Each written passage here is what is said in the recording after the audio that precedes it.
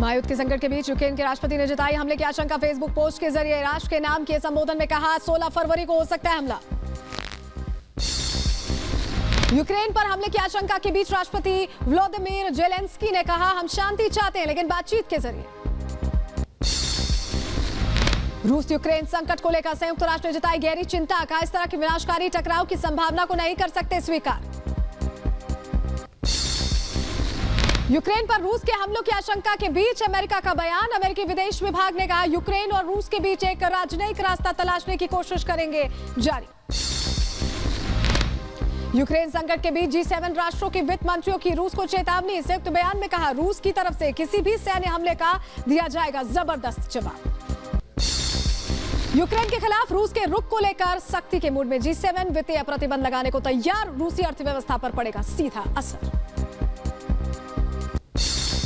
रूस यूक्रेन संकट को लेकर संयुक्त राष्ट्र के महासचिव एंटोनियो गुटेरेस ने की सदस्य देशों के साथ बैठक। दोनों देशों के बीच जारी संकट को लेकर जताई चिंता। कहा यह समय तनाव कम करने का है ना कि कार्रवाई करने का।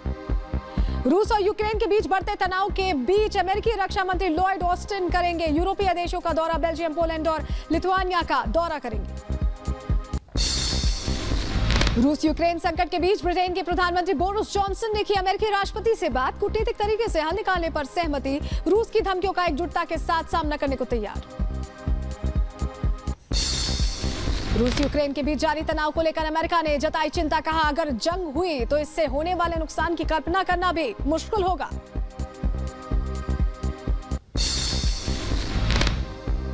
ब्रिटेन के पीएम बोरिस जॉनसन का बयान। कहा पुतिन के पास पीछे हटने का मौका। रूस तबाही की तरफ न बढ़े। बोरिस जॉनसन ने कहा कि पुतिन के पास अभी भी पीछे हटने का मौका है।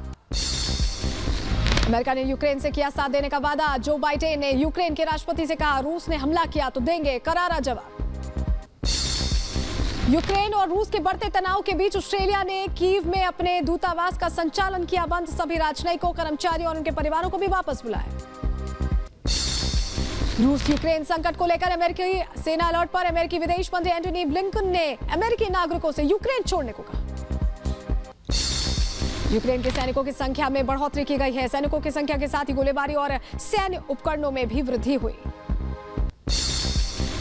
यूक्रेन तनाव के बीच रूस ने क्रीमिया में किया सैन्य अभ्यास। क्रीमिया में सैन्य अभ्यास के दौरान मोर्टार के साथ प्रशिक्षण आयोजित करने वाले दक्षिणी सैन्य जिले के सैनिकों के वीडियो जारी किए गए। रूस और बेलारूस की सेनाओं का संयुक्त सैन्य अभ्यास जारी। अभ्यास में हजारों सैनिक, टैंक और तोपें ले रही हैं हिस्सा। यूक्रेन विवाद पर रूस के राष्ट्रपति व्लादिमीर पुतिन ने बड़े अधिकारियों के साथ बैठक की। राजनयिकों के साथ भी चर्चा की। जर्मनी के चांसलर ओलाफ स्कॉल्ज यूक्रेन की राजधानी कीव पहुंचे। स्कॉल्ज ने यूक्रेन के राष्ट्रपति व्लादिमीर जेलेंस्की से मौजूदा हालातों पर मुलाकात कर चर्चा की। अमेरिकी रक्षा मंत्रालय का बड़ा बयान। पिछले एक हफ्ते में रूस ने सैनिकों की संख्या बढ़ा दी है। यूक्रेन की सीमा पर रूस ने सैनिकों की तैनाती बढ़ाई। यूक्रेन के आम नागरिकों को आत्मरक्षा की ट्रेनिंग दे रहे हैं यूक्रेन की स्पेशल फोर्सेस। हमले की आशंका के बीच नागरिकों को गोला बारूद की लोडिंग सिखा रही है सेना। यूक्रेन के लॉ एनफोर्समेंट अधिकारियों ने किया अभ्यास। रूस के कब्जे वाले क्रीमिया से 30 किलोमीटर दूर खैरसोन में किया गया अभ्यास। यूक्रेन की राजधानी कीव में हलचल तेज। कीव के मेयर की नागरिकों को चिट्ठी में लिखा अपने शहर की रक्षा कीजिए। यूक्रेन में कीव में बम शेल्टर की जानकारी दी। शहर में 4500 से ज्यादा बम शेल्टर्स। यूक्रेन पर रूस और बेलारूस ने बढ़ाई सैन्य ताकत। नई सैटेलाइट तस्वीरें आई सामने। यूक्रेन को 3 तरफ से घेरकर 1 लाख सैनिकों को तैनात किया। यूक्रेन और रूस के तनाव के बीच पोप फ्रांसिस ने शांतिपूर्ण समाधान के लिए प्रार्थना की। कहा यूक्रेन से आ रही खबरें काफी चिंताजनक हैं।